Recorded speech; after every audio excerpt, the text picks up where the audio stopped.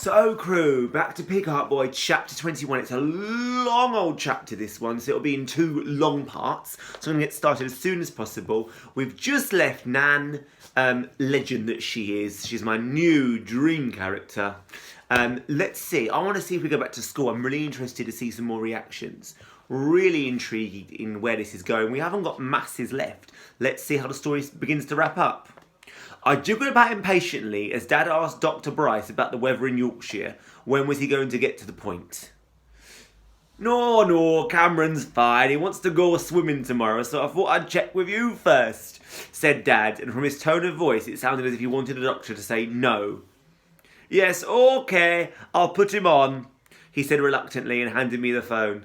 Hi, Dr. Bryce. Hello, Cameron. How are you feeling? Fine, thanks.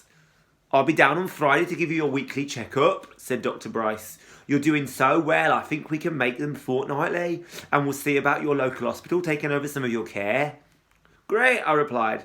Can I go swimming tomorrow? Well, swimming is very good exercise, so I don't see why not, as long as you don't overdo it. Take it easy and don't stay in for longer than half an hour. Don't forget, you've got to build up slowly. We don't want you to push it. Don't worry, I'll be careful. I grinned down the phone. Could you pass me back to your father, please? Asked the doctor. I gave the phone back to Dad. Dr. Bryce says I can go, I told him, and I charged up the stairs. I could make it all the way up to the top without pausing or having to stop and catch my breath. I still couldn't get over that.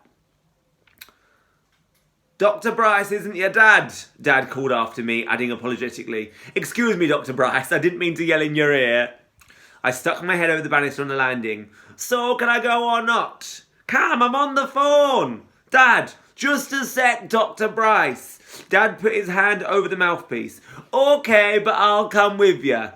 No way! I was appalled. I'm not dragging you around with me everywhere I go like unwanted luggage. Thank you very much. Dad raised his eyebrows. No, I mean it, Dad. You can't come with me. I'd never live it down. All the other boys would think I were a right sissy. Dad frowned. All right then, you can go, but only if you promise to... I promise! I called back and ran into my room. I was going swimming, and this was only the start. At that moment, I really and truly believed I was going to live forever, and it felt wonderful. When at last the buzzer sounded, half the class leapt out of their seats before Mr. Stewart could finish his sentence. Complete the next two exercises for your homework, and I want it first thing on Thursday morning, and no excuses, Mr. Stewart shouted above the noise. He legged it out of the room, leaving us to it. I was going swimming immediately after school, but at that moment, I wasn't thinking about swimming. I only had one thing on my mind. Julie. I marched straight over to her table where she stood talking to her friends. Julie, I said, standing behind her. When she turned, I deliberately coughed in her face without covering my mouth. That would teach her. She shied away, wiping her face vigorously with her hands. I'm just giving you some of me piggy germs, I told her viciously. Now that's not... We'll get onto that at the end if we think that was right or wrong. I walked back to my desk, aware that everyone in the class was watching. As I sat down, Marlon turned to look at me, but he didn't say a word. Andrew prodded me in the back. Cam, that wasn't very nice. Neither was what she said to me yesterday, I reminded him. And that makes it okay, does it? Andrew asked. I glared at him, but as I looked around the class, I saw something I'd never seen on the faces of everyone around me. Dislike. As I turned to look at Julie, to my horror, I saw that she was crying. I bent my head and pretended to be looking for something in my bag, but instead I was choking up. I was so ashamed of myself. I felt like dirt. How could I have done that? All day I'd been thinking of some way to get my own back on Julie, and everyone else like her, who I thought was untouchable. So now that I'd done it, why didn't I feel any better? I retrieved a crumpled but clean tissue from my bag and went over to Julie. Without a word, I held it out to her.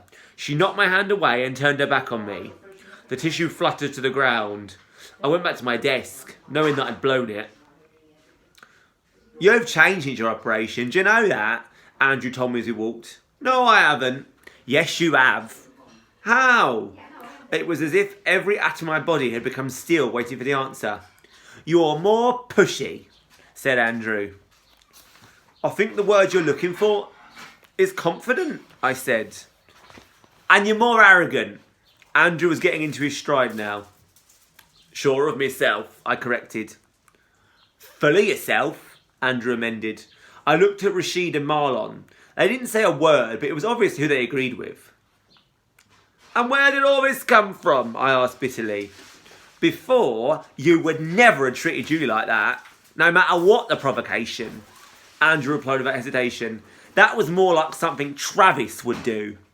That stung. So you think that this is because of my heart, do you? I asked scathingly. I'm not Julie, said Andrew.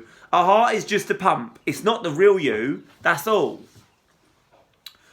But you're saying that the real me has become pushy and arrogant just because I stand up for myself now. I don't know, Andrew shrugged.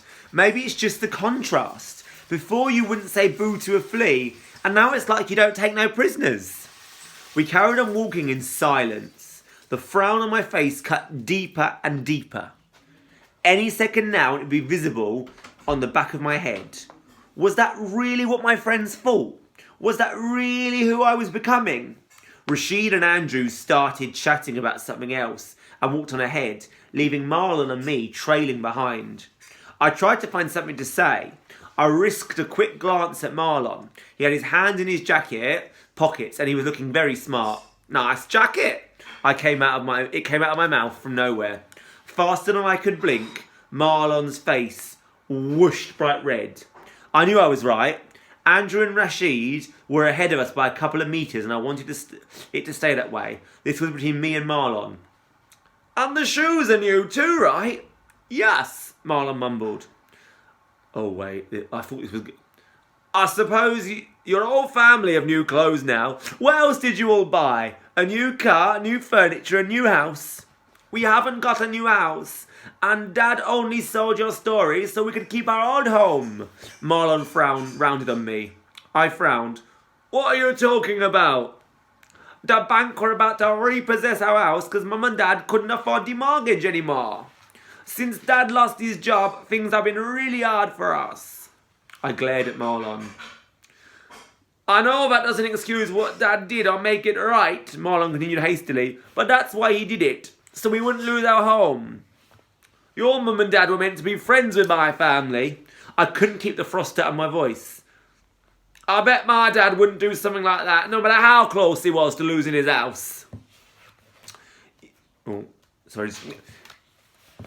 Yeah, right, Marlon began to raise his voice. So what would your dad do? Let all of you get chucked out on the pavement? He wouldn't have betrayed you to keep his house. Are you sure about that? Marlon asked. Are you telling me if you were in my dad's shoes, you wouldn't have done exactly the same thing? My mouth snapped shut. I thought about Marlon's dad, desperately trying to think of a way to keep his home. Would I really have done anything different? Marlon and I walked on in silence. Andrew and Rashid cast the occasional glance back at us. They were probably wondering what all the raised voices were about. What would you have done? I asked curiously. Marlon shrugged. To be honest, I don't know. I don't like to think I could have done the same thing, but I don't know. So did your dad pay off the mortgage then? I asked at last. Yeah. The mortgage arrears and all the other debts Mum and Dad have been paid off. There was just enough money left for a new pair of shoes for me and Tasha and a new jacket for me. We're not about to jet off to the Bahamas for a long holiday, believe me. I sighed. What was I going to do? Bear a grudge or let it go? Well, it's done now, I shrugged. Ma bleating about it isn't going to change that. Silence. Right, this is actually a tremendously long chapter, so it's going to be a three-parter. I'm going to stop us there and then continue, because we're nearly at 10 minutes already. We're only on 7 pages out of 19. So we will do a 7, a 6, and a 6.5, if my maths there is correct. It is. Okay, crew. So, is he going to forgive Marlon? Is he truly going to? Where's this going? And is Andrew right? Has Cam changed since the operation?